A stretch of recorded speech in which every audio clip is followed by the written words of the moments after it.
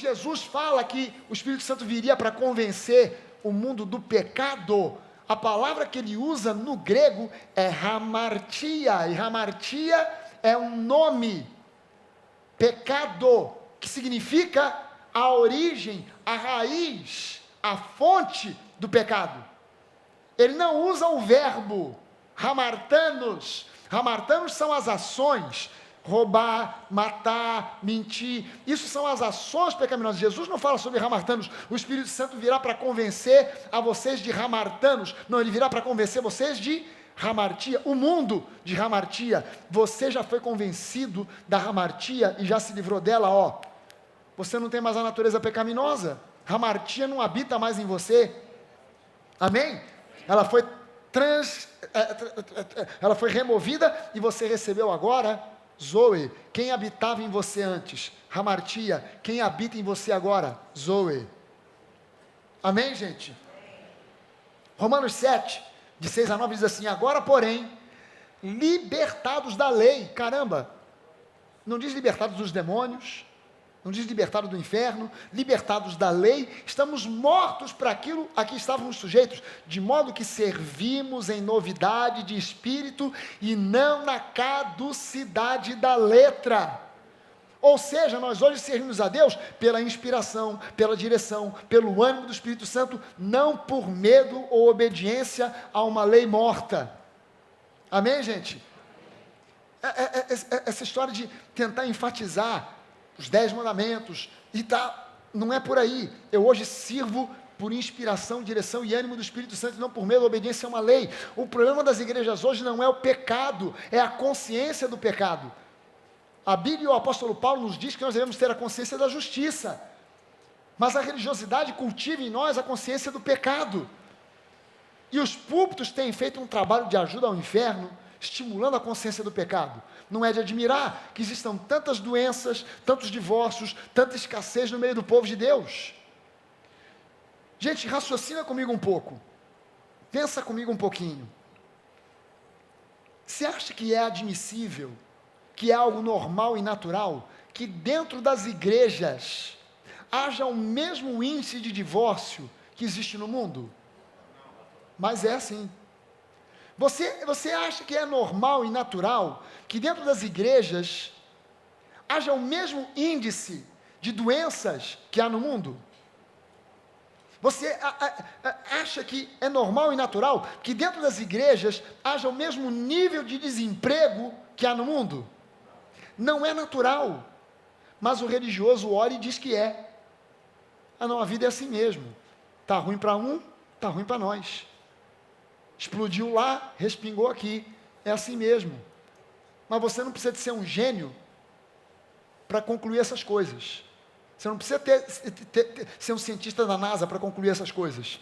Você não precisa ser uma pessoa que tem curso de teologia, pós-graduação, ser mestre não sei das quantas, para chegar a essa conclusão. Você precisa de uma inspiração do Espírito Santo para dizer, não, aqui não, Satanás, aqui os casamentos vão ser abençoados, aqui a saúde das pessoas vai ser abençoada, aqui os doentes vão ser curados, aqui a miséria não vai entrar, aqui as pessoas vão prosperar. Você precisa da direção do Espírito Santo, da sensibilidade do seu espírito, para perceber o Espírito Santo te guiando e te dizendo, ore pelos enfermos, ore pela prosperidade do povo, ore para que os casamentos sejam abençoados, ore para que as famílias sejam abençoadas, para que os filhos sejam orientados nos caminhos de Deus. É para isso que o Espírito Santo está presente. Esse é o ministério do Espírito. Amém, gente? Esse é o ministério do Espírito. Ele continua dizendo, que diremos, pois? É a lei pecado? De modo nenhum, mas eu não teria conhecido o pecado, senão por intermédio da lei. Pois eu não teria conhecido a cobiça, se a lei não dissera, não cobiçarás. O que nós devemos ensinar para as nossas crianças? Os 10 mandamentos?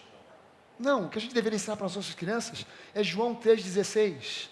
Porque Deus amou o mundo de tal maneira que deu o seu Filho unigênito, para que todo aquele que nele crê não pereça, mas tenha vida eterna. Gente, eu quando era criança, eu fui estimulado a decorar os 10 mandamentos, e creio que a maioria de vocês aqui também. Se você fez primeira comunhão, como eu fiz, fez aquele tal do catecismo, como eu fiz, te deram um livrinho, para decorar os 10 mandamentos, e eu decorei. Pergunta para mim se eu sei algum deles hoje. Você decorou também? Quem aqui fez catecismo, primeira comunhão e tal?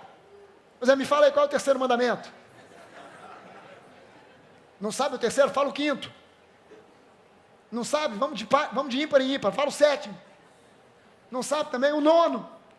Também não sabe por quê? Porque o Espírito Santo não dá graça para você guardar a lei. Eu decorei. Tive que decorar para fazer tal, não sei. Mas o que as crianças precisam aprender? O que as nossas crianças precisam aprender é João 3,16, que fala sobre graça, que mostra a graça do Pai.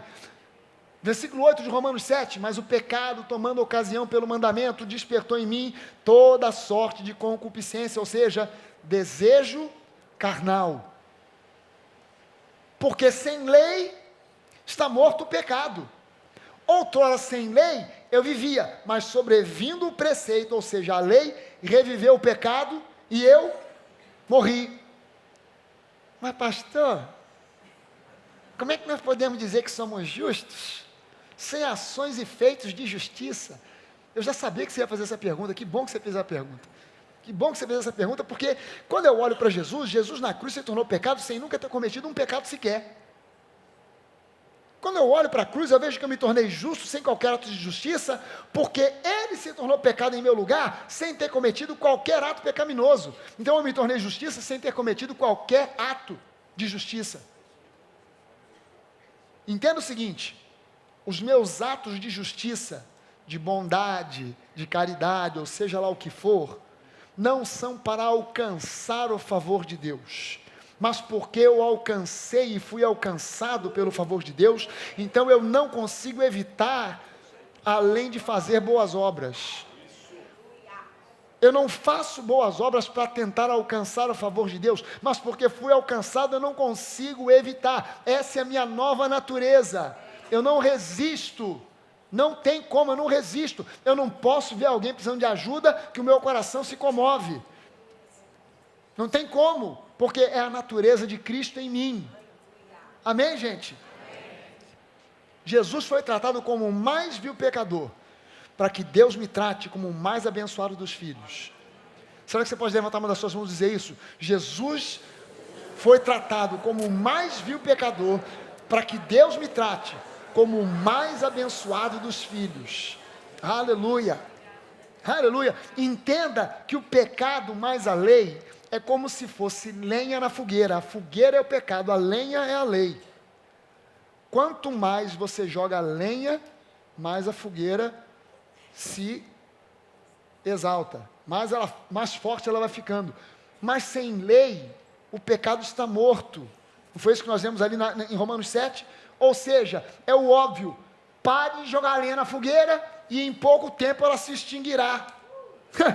É uma questão lógica. Pare de jogar lenha na fogueira. Você quer que a fogueira apague, em vez de jogar água, você está jogando lenha. Gente, fogo, fogo, fogo, fogo, vamos, alguém ajuda. Joga madeira, joga madeira, joga madeira, joga madeira. Você está maluco? Não, eu quero extinguir o fogo, mas você está jogando madeira, rapaz. Você está dando mais fogo ainda, está dando combustível para o fogo, tem que jogar água. Não tem água, então pelo menos para de jogar madeira, que a fogueira vai começar a murchar. O problema é que quando já está murchando, tem sempre um desgraçado para vir. E sempre um infeliz no pregador para vir, porque você não merece, porque sabe como é que é, porque você é um pecador, desgraçado. Aí a fogueirinha começa, ó, de novo. E você tem que entender que o ministério do Espírito Santo não está aí para simplesmente olhar para você e ficar olhando. Não, o ministério do Espírito Santo é te convencer da justiça, é te convencer de que você é uma nova criatura em Cristo. Então, quem é que você acha que se utiliza da lei hoje? Imagina quem que se utiliza da lei hoje? O inimigo. Ele é o acusador. O nome do diabo no hebraico é Hassatan. Hassatan, o acusador. É como se ele fosse um promotor de justiça. Só que ele não tem acesso ao juiz, então ele fica buzinando na sua orelha. Você não presta, você não é ninguém, você não consegue, você é um pecador, você é um desgraçado, falso, hipócrita, mentiroso. Com base na lei. Colossenses 2, de 13 a 15 diz lá: e a vós outros, que estáveis mortos pelas vossas transgressões e pela incircuncisão da vossa carne, vos deu Zoe, juntamente com ele, perdoando quantos? Todos os nossos delitos, perdoando não alguns, não a maioria, não os piores ou os menores, mas todos os nossos delitos, tendo cancelado o escrito de dívida que era contra nós e que constava de ordenanças, o qual nos era prejudicial, removeu-o inteiramente, encravando-o na cruz. Que escrito de lei era esse que Jesus encravou na cruz? Que escrito era esse? Era a lei. Para quê? Para que Jesus encravou isso na cruz? Para desarmar o inferno, que habilmente usa a lei para trazer culpa e condenação. Eu volto a dizer, quem criou a lei não foi o diabo. Da mesma forma que quem criou a bomba atômica, não foi quem usou a bomba atômica. Os cientistas criaram a bomba. E os políticos, sempre eles, olharam e falaram, opa, isso aí pode nos dar uma boa ferramenta de... Então olha só, não fui eu que criei, mas vou mandar, vou jogar, vou explodir, vou detonar. Não foi o diabo quem criou a lei, mas ele usa a lei de maneira hábil para trazer culpa, condenação, porque ele é o acusador. Colossenses 2, agora no versículo 15, diz lá, e despojando os principados e potestades, despojando de quê? Dessa ferramenta que eles usam para trazer culpa e condenação. Despojando os principados e potestades, publicamente os expôs ao desprezo, triunfando deles na cruz. O ministério da morte funciona assim. A lei produz a consciência do pecado. Ela te diz, faça isso, não faça aquilo, e você se esforça para obedecer, para então alcançar o favor de Deus. Mas o ministério do Espírito funciona de modo diferente. O ministério do Espírito é o ministério da graça, que te diz, receba Jesus, e eu te tornarei em uma nova criatura. E agora, com essa nova identidade, vá viver a vida. Não se esconda no monastério. Não fuja da convivência com os amigos. Não conviva só com os crentes, vá viver a vida, vá trabalhar, vá viajar, vá se divertir, vá viver a vida, e o Espírito Santo que agora habita em você, vai te guiar, vai te direcionar, vai te mostrar o caminho da vitória. Quando Jesus disse, perdoe para ser perdoado, ele disse isso para os judeus, ele não disse isso para a igreja, mas se ensina na igreja, para os crentes, perdoe, senão você não é perdoado.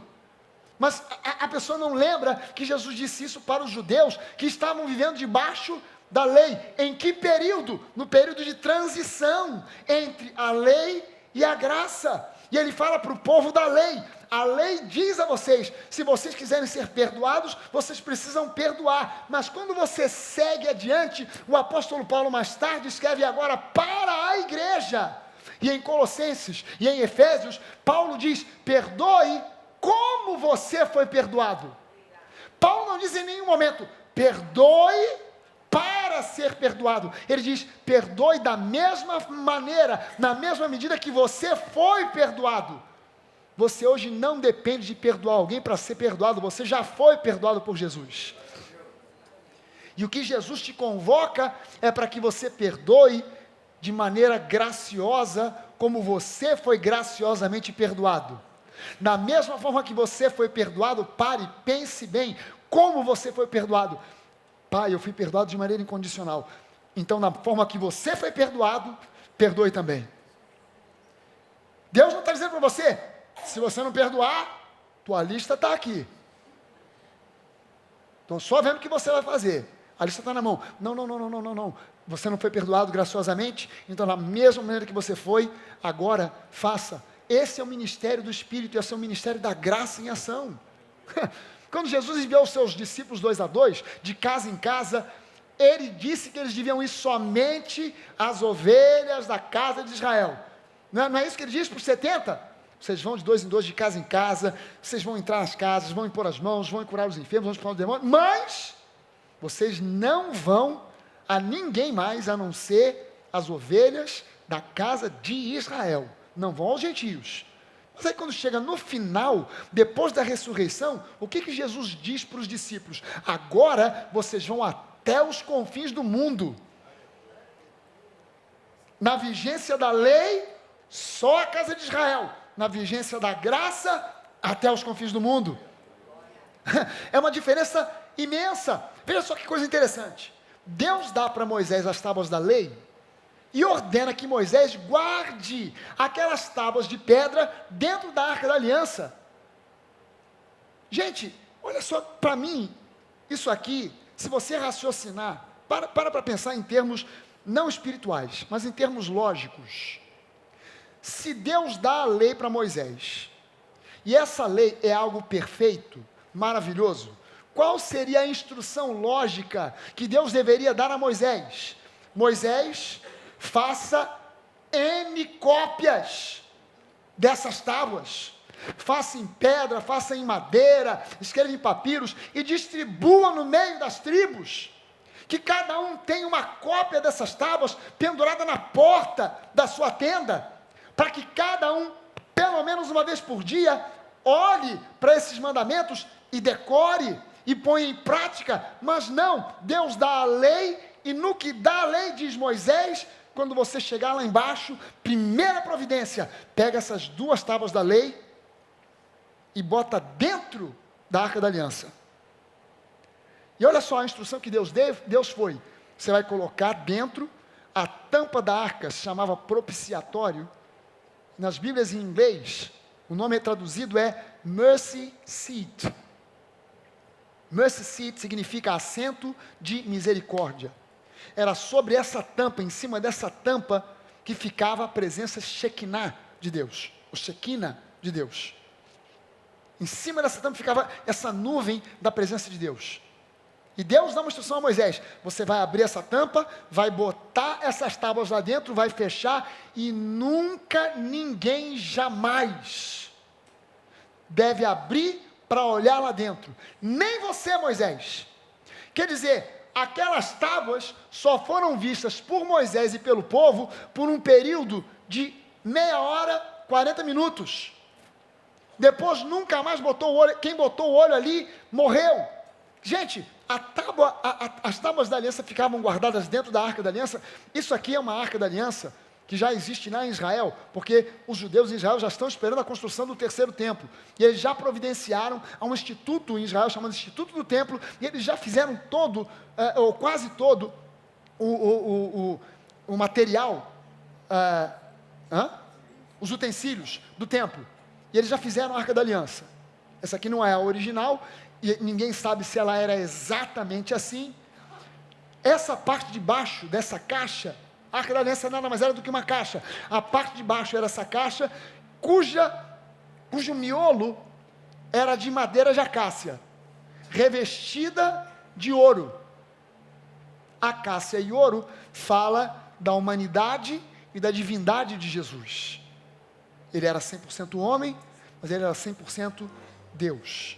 A arca aponta para Jesus, ela representa Jesus, ela é uma imagem tipológica que aponta, simbólica que aponta para Jesus.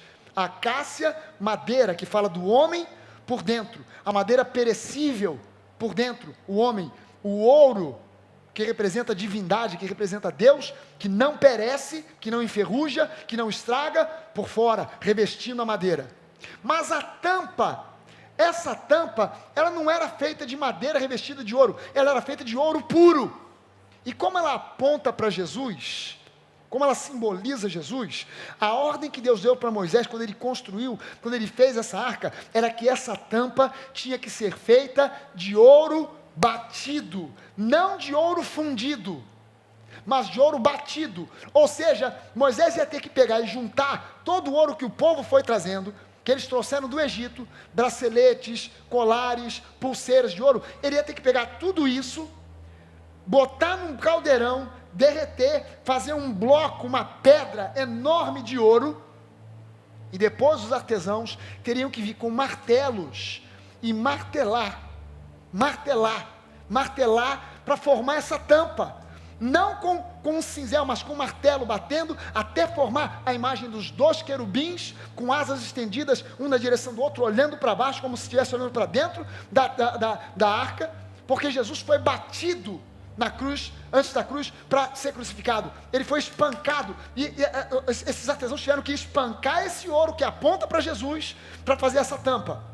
E quando eles fazem essa tampa, chamaram agora de propiciatório, aquilo que nos faz propícios, ou mercy seat, o assento de misericórdia. Agora a Bíblia diz que Moisés teve que levantar essa tampa, colocar essas tábuas lá dentro, para nunca mais ninguém olhar. Essa arca, ela não podia nem ser tocada. Ela tinha essas duas varas aqui, que eram passadas por 4 argolas, para que na hora de transportar, os levitas colocassem sobre os ombros as varas, sem encostar na arca, porque ela era considerada extremamente sagrada. Entenda o seguinte: da mesma forma que a lei, as tábuas foram colocadas dentro da arca, a lei, ela foi digerida por Jesus. É como se a arca tivesse engolido as tábuas, e Jesus, ele digeriu a lei, e o que ele devolveu para mim e para você, foi graça, sopro de vida, vida abundante. Foi isso que ele concedeu a nós. A lógica diz que essas tábuas tinham que ficar expostas, mas Deus manda colocar escondidas dentro da tábua, dentro da arca. Por quê? Porque Deus já sabia, isso é ministério da morte. Quem olhar vai morrer. Quem olhar vai morrer. E quem é que ficou por cima? A presença de Deus, o assento de misericórdia, cobrindo a arca, que uma vez por ano era salpicado em cima daquela tampa o sangue que renovava o perdão, o sangue de Jesus, para que a lei não viesse e emergisse de dentro daquela arca para causar morte e destruição.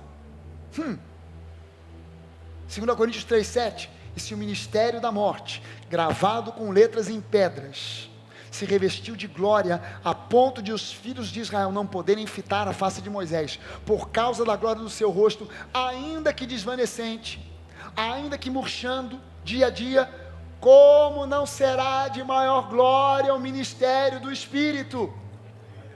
Teve gente curada na antiga aliança? Teve gente que ressuscitou na antiga aliança? Teve glória manifestada na antiga aliança? Teve. Mas ele diz, de quão maior glória será o ministério do Espírito Santo?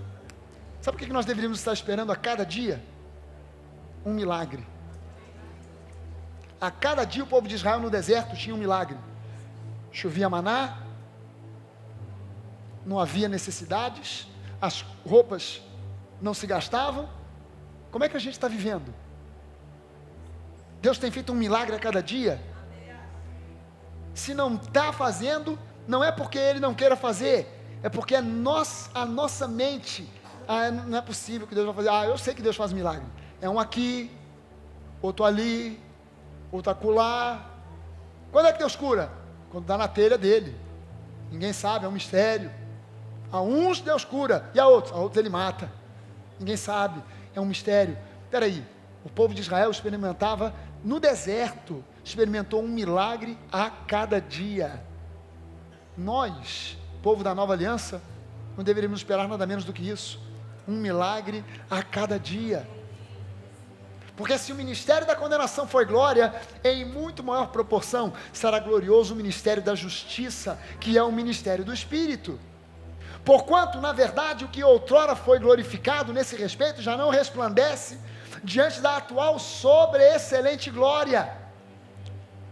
Porque se o que se desvanecia teve sua glória, muito mais glória tem o que é permanente. O ministério da lei foi temporário, o ministério do Espírito é para sempre, é definitivo, é permanente. Amém, gente?